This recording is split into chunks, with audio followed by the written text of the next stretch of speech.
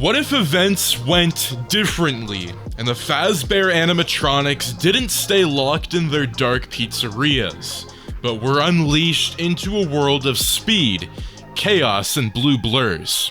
Welcome back, fellow watchers of the Multiverse. My name is Max Charlebois, aka MissedThePart, and today's crossover collision brings two wildly different universes together in the ultimate FNAF Week event. Sonic the Hedgehog versus the animatronics. In this alternate reality, everything changes.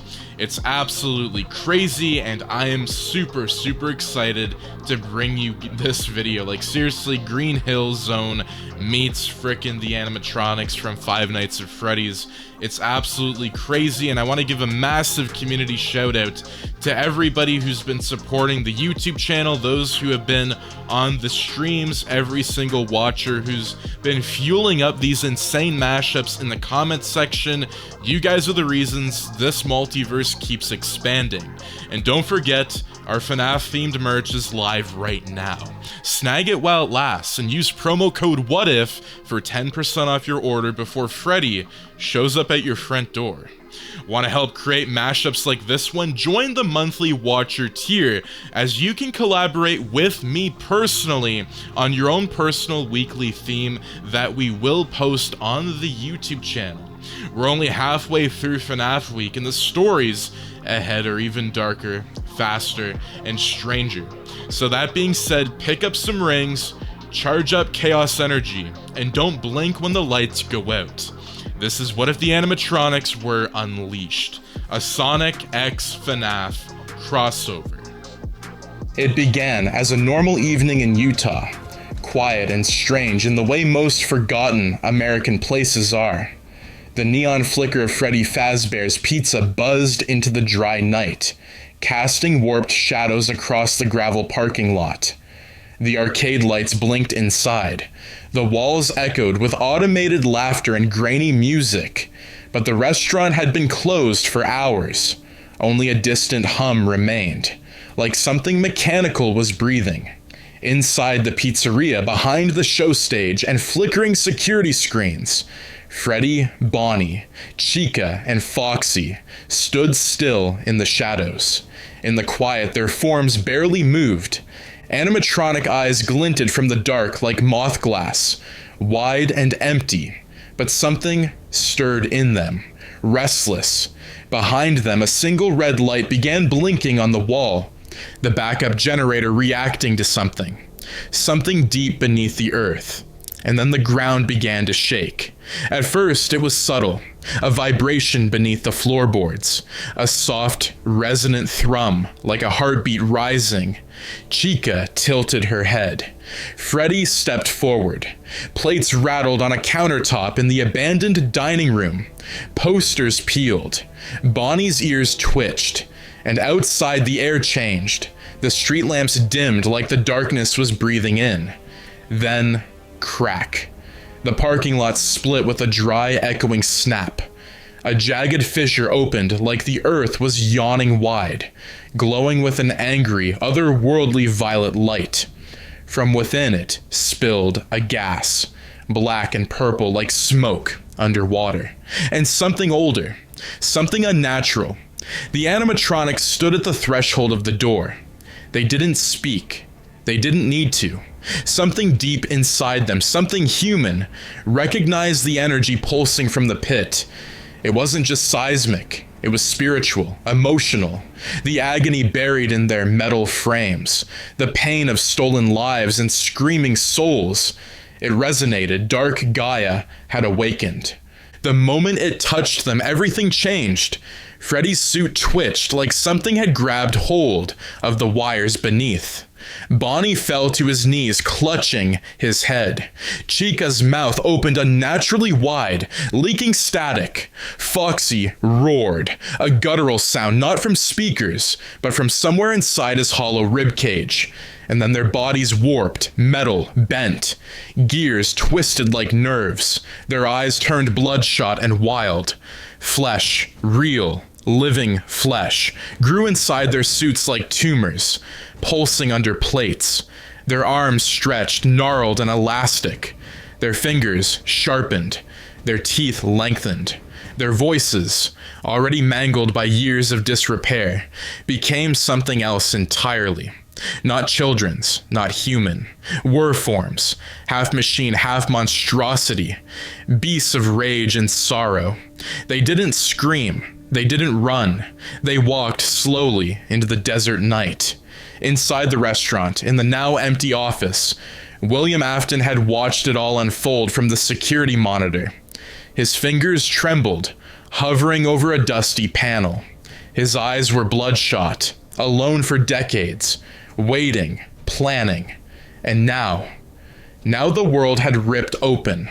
Afton knew what was coming. He'd read about Dark Gaia, piecing together ancient civilizations and arcane myths through police archives and corrupted digital libraries. He'd even whispered to what remained of the suit in the back room. It told him secrets. Told him he could live again.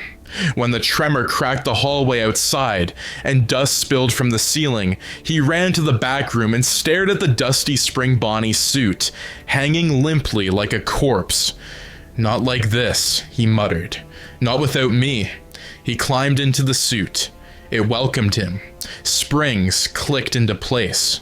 Bolts sealed. But the metal, old and hungry, bit back.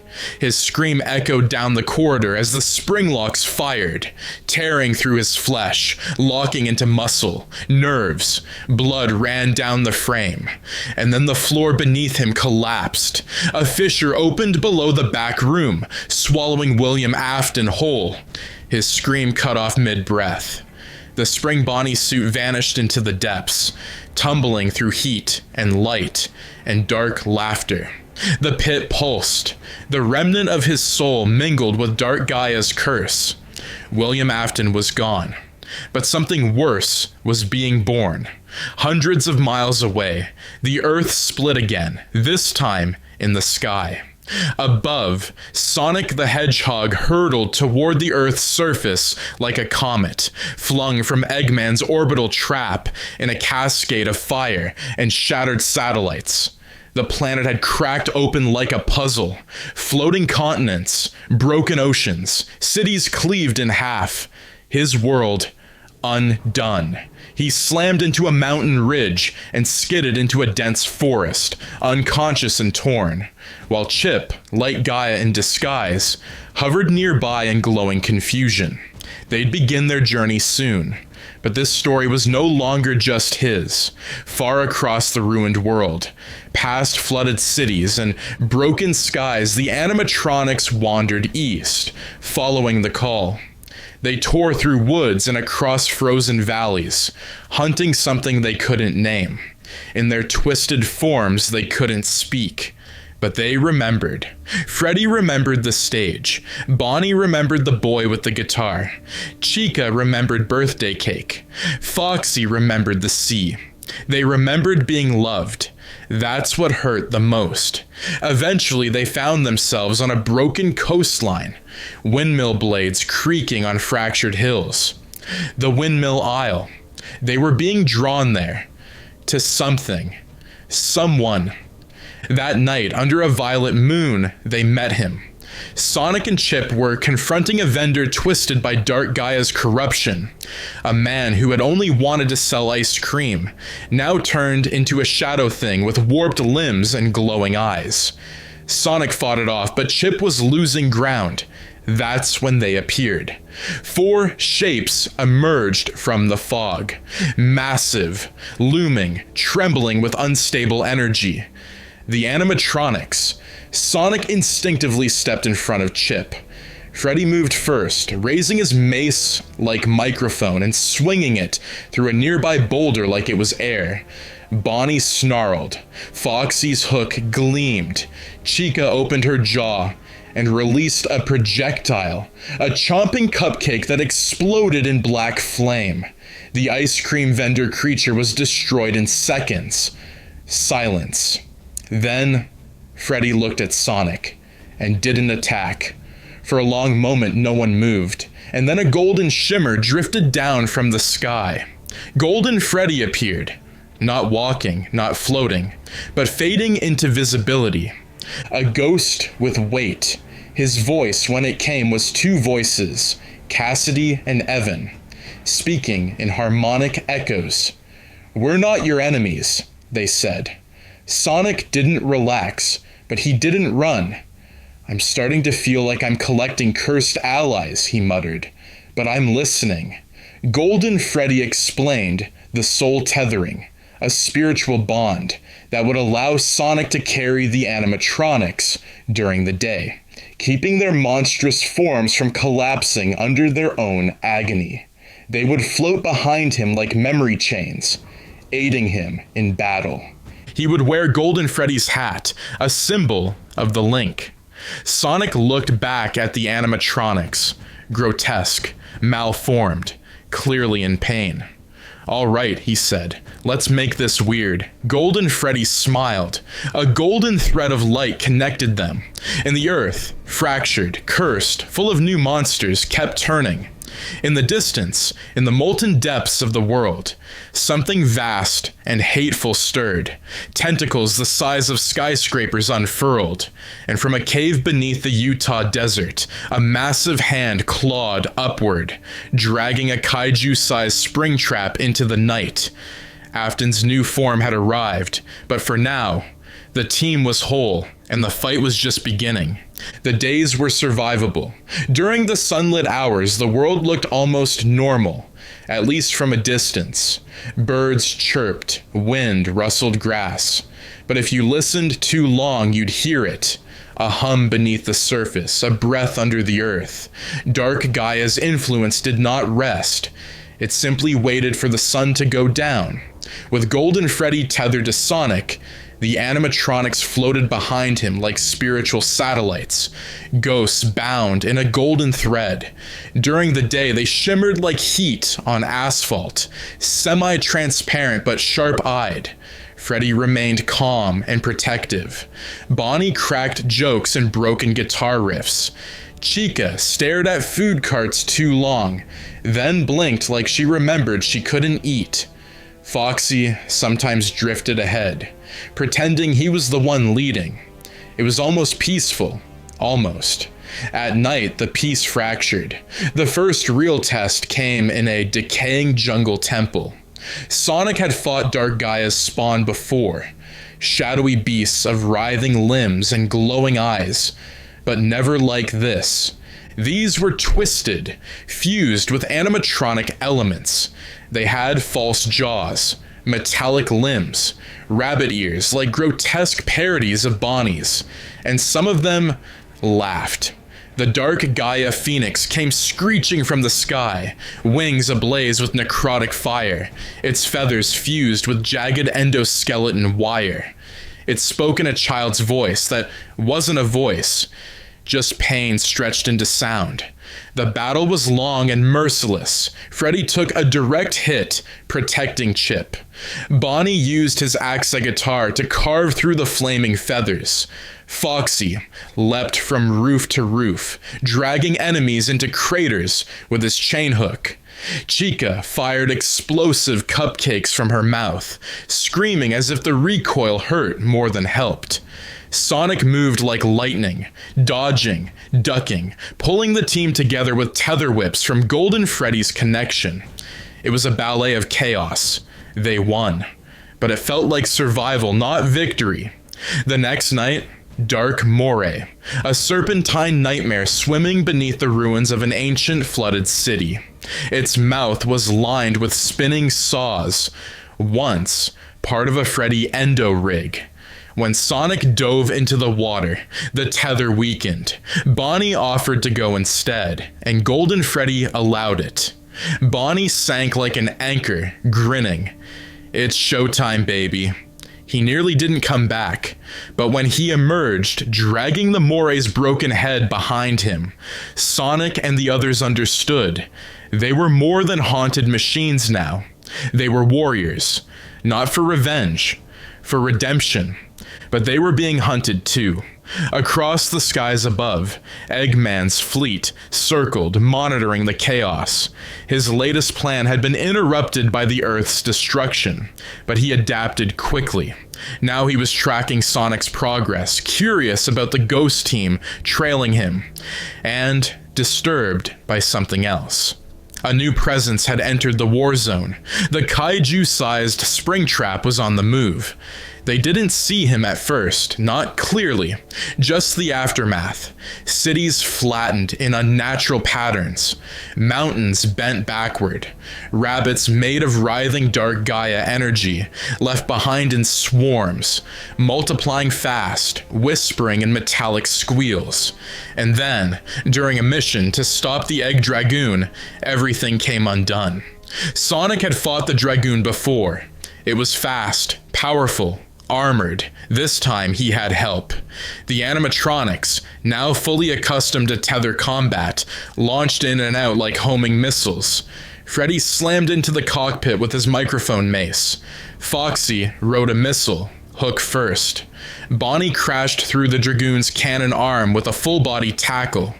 The battle turned in their favor fast, too fast, because the Dragoon wasn't the real threat anymore. As the machine collapsed, smoking and hissing, Eggman's escape dome launched into the sky, then stopped. A massive hand emerged from a storm cloud and caught it midair. The animatronics froze.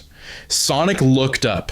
It was the size of a skyscraper, covered in rotting metallic green flesh. Its head was mangled. Spring Bonnie's face stretched to grotesque proportions, one side seared shut, the other leaking thick black smog. From its back curled 5 Dark Gaia tentacles, each ending in a twisted animatronic mask. Foxy, Freddy, Bonnie, Chica, and someone unrecognizable. A voice boomed from its mouth, layered and broken. "You left the door open." The Kaiju Springtrap landed in front of the group, cracking the ground. Afton's voice filled the valley like thunder dipped in poison. "Is that any way to treat someone who just tried to help you defeat your enemies?" He raised the Eggman dome, still sealed, and slammed it onto a floating shard of land in front of them. It hovered above the battlefield like a throne. "How about instead of throwing our guest away, we give him a front row seat?" Afton conjured a pizza from thin air, its surface charred, the sauce, moving like a living thing. He placed it beside Eggman's dome. A cup of Dark Gaia grape fizzy fizz materialized, foaming with black energy. Eggman, to no one's surprise, took a sip. "You know, you're insane, but you have taste. And a flair for theater," Afton replied. Dark Gaia whispered something only Afton could hear. Afton turned and smiled wider. "And a XXL kaiju-sized pizza with a pint of Blackest Night fizzy fizz for the finale." Sonic stepped forward. The animatronics followed.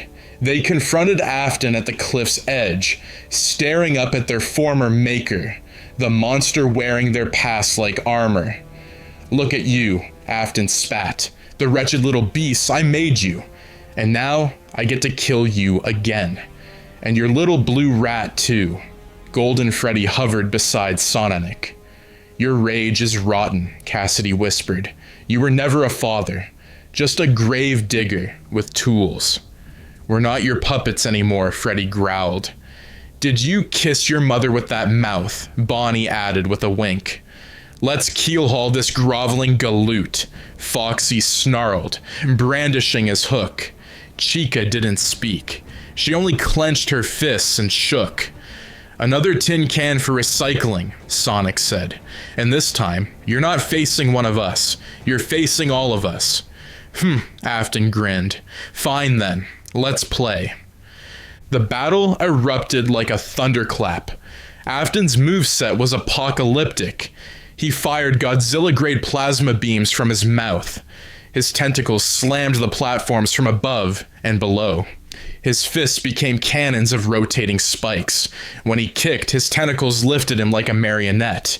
His body morphed mid-battle, leaking remnant and molten metal. One tentacle grabbed Sonic, another swatted Chica out of the air. Freddy had to shield Bonnie with his own body. Foxy lost his hook hand mid-swing and kept fighting. Each animatronic used their powers at maximum force. Bonnie threw his axe guitar like a boomerang. Chica unleashed rapid-fire cupcakes. Freddy's mace cracked Afton's jaw open in bursts of oily steam. At last, Sonic screamed, "Freddy, hold him!" Freddy and Bonnie grabbed Afton's torso. "Go for the chin, superstar!" "Take this!" Bonnie threw his axe to Sonic midair. Golden Freddy lifted Sonic into the sky like a divine slingshot. Sonic rotated, aiming the axe like a spear. One shot. He drove it up through Afton's jaw. The scream shook the heavens. A torrent of Dark Gaia energy exploded from his mouth and chest. The animatronics pulled free, leaping from the platform as the suit inside Afton cracked. His body shrunk, not completely, but enough to fall from the sky like a meteor. Down below, waiting with impossible patience, Dark Gaia caught him in one tendrilled hand. It looked at him, not like a god to a soldier, but like a lonely child holding a broken toy. A purple tear fell from its eye. The animatronic stood barely upright, bloodied and bent. Sonic breathed hard. "You think that's the end?" Golden Freddy didn't answer. Above them, the sky pulsed dark again, and something deeper began to awaken. Silence fell across the fractured landscape, and for a moment it seemed like it might be over. But the earth was still trembling. Below, Dark Gaia stared at the broken, shrunken form of Kaiju Springtrap, cradled like a puppet stripped of strings. Afton twitched in its grasp. Pieces of the Springlock suit peeled away, melted and torn by the strikes Sonic had landed. Exposed wires sparked. Bone poked through synthetic tissue. The agony of his own design returned to him tenfold. A single, haunting thing happened. Dark Gaia cried. One shimmering violet tear slid from its colossal glowing eye. Not because it mourned Afton's death, but because in that moment, as it looked down at him, it saw itself. Something monstrous, something made not of malice, but loneliness. Below, the animatronic staggered. Sonic collapsed to one knee, clutching his ribs. The soul tether glowed weakly. Freddy's plating cracked at the shoulder. Bonnie's arm hung limp. Chica dragged herself forward. Foxy's eye flickered, dim but alive. Golden Freddy hovered above them, like a sun dimming in eclipse. Chip watched, quiet, as the light in the sky began to bend unnaturally. Time slowed, the air thickened, and then Dark Gaia spoke. Not with its own voice, it had none. It used Afton. A black tendril slid into Afton's chest cavity like a parasitic cord. Afton's head jolted upright, pupils gone, his voice now twisted by Gaia's rhythm. After thousands of years of isolation, of being buried and ignored, do you know what I feel? He turned his head, his eyes still blank, but somehow weeping. I feel nothing except rage. Chip stepped forward, defiant. You've stolen voices, corrupted the earth, twisted everything good into mockery. What do you want? Dark Gaia, through Afton, leaned in. To make the world quiet, just like I was. If I cannot have light, then no one will. Then it struck. Dark Gaia let out a psychic roar that cracked the very crust of the earth. From across the shattered globe, tendrils erupted, siphoning light energy from temples, towns, oceans. Sonic screamed as his body flickered. The animatronics groaned, their spiritual tether frayed, flickering with golden static. Their bodies shuddered under pressure they could not fight. Even Golden Freddy dimmed, his form starting to flicker. Run, Sonic gasped. Golden, Freddy murmured. Go find peace. Somewhere else. Golden Freddy shook his head, but Chip wasn't waiting. He raised both hands to the sky, his voice echoing with divine clarity. 7 lights of the earth, rekindled, awaken and gather here to me. From across the globe, 7 sacred temples lit up, beaming threads of energy through the crust, through fire, through chaos, and into the chasm below them. A rumble, a sound like a world exhaling. From the core of the earth, it emerged. The Gaia Colossus, a mountain-sized golem of living stone crackling with light energy. Its palm opened and Sonic and the animatronics were lifted into it like lost pieces returning to the whole. Golden Freddy blinked, restored, his tether now anchoring them together. Inside the cockpit, Chip turned. One last chance. Sonic nodded. Freddy placed a hand on his shoulder. Bonnie spun his guitar. Chica loaded a cupcake. Foxy cracked his mechanical knuckles. Let's go save the world. The Gaia Colossus charged into battle, colliding with Dark Gaia's towering body. Now fully risen, a continent-sized behemoth, wrapped in shadow, eyes like collapsing stars. The animatronics inside synchronized with Sonic, launching energy blasts, tether slams, and combo attacks that crashed into Gaia's hide like thunder. But Gaia retaliated hard. It shrieked and hurled entire mountain ranges. It cracked the crust of reality itself. Then, when pressed, it evolved. It transformed into perfect Dark Gaia, a shape-shifting monstrosity of wings, tendrils, and faces. Thousands of screaming faces built from the sorrow of souls long forgotten. Among them, the eyes of children. The remnants Afton had twisted. Inside the Gaia Colossus, Sonic's eyes widened. Time for the Chaos Emeralds. The emeralds pulsed within him. The tethers surged, and the animatronics began to change. Their whir forms glowed, lifted, transcended. Super animatronics. Golden fur glistened. Violet and emerald light streamed from their eyes. They levitated freely now, no longer bound. They were radiant, untethered gods of sorrow made whole. Sonic transformed into supersonic, golden, and blinding. They launched. The battle was impossible to track. Speed, flight, energy, light, all blurring into synchronized chaos. Sonic and the super animatronics struck from every angle. Freddy struck with shockwaves of gold. Chica fired cupcakes that exploded like novas. Bonnie's axe guitar carved arcs through Gaia's armor. Foxy darted, like lightning slicing and spinning.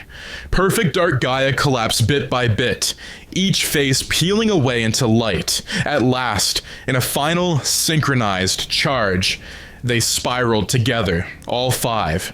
Sonic at the center, piercing Gaia's heart with a unified blast of light and remnant. The explosion was silent. Then the world slowly reset. The sky lightened, the planet calmed, the cracks in the earth sealed. Gaia collapsed, its body crumbling into stardust. The Gaia Colossus slowly powered down. Inside, the team lay motionless, unconscious from the effort. Chip floated above them, glowing now with final light. He smiled. You did it. The balance is restored. He looked at Sonic, Freddy, Bonnie, Chica, Foxy, Golden Freddy. But I must rest again. I'll never forget you. He raised his hand and a soft wind carried his light upward. Before disappearing, he left behind 5 glowing bracelets, 1 for each animatronic. They sparkled with the symbol of Light Gaia, a promise that they had earned their place in the world. Then Chip was gone.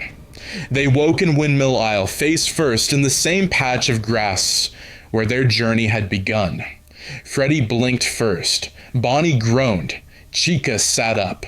Foxy cursed. Sonic rolled onto his back. Golden Freddy appeared above them all. We're alive, they laughed, even Chica. In the distance, the sun was rising, and together, tethered once more by a line of light, they walked toward it. Not monsters, not memories, heroes. But far away in Utah, just outside the burned ruins of Freddy Fazbear's Pizza, a body lay in the sand.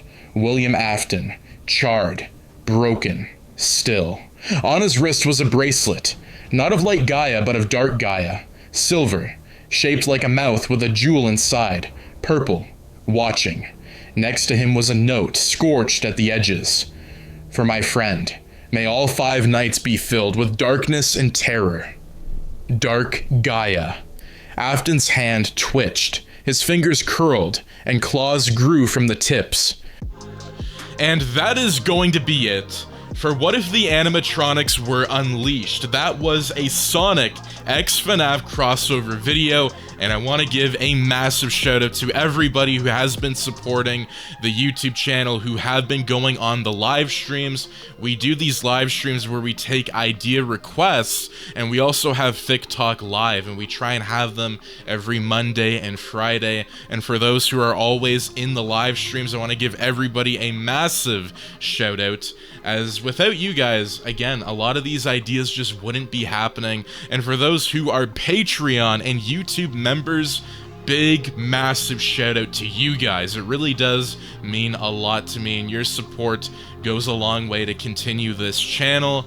So again, thank you guys, and I will see you in the next video. Take care, and have a fantastic day.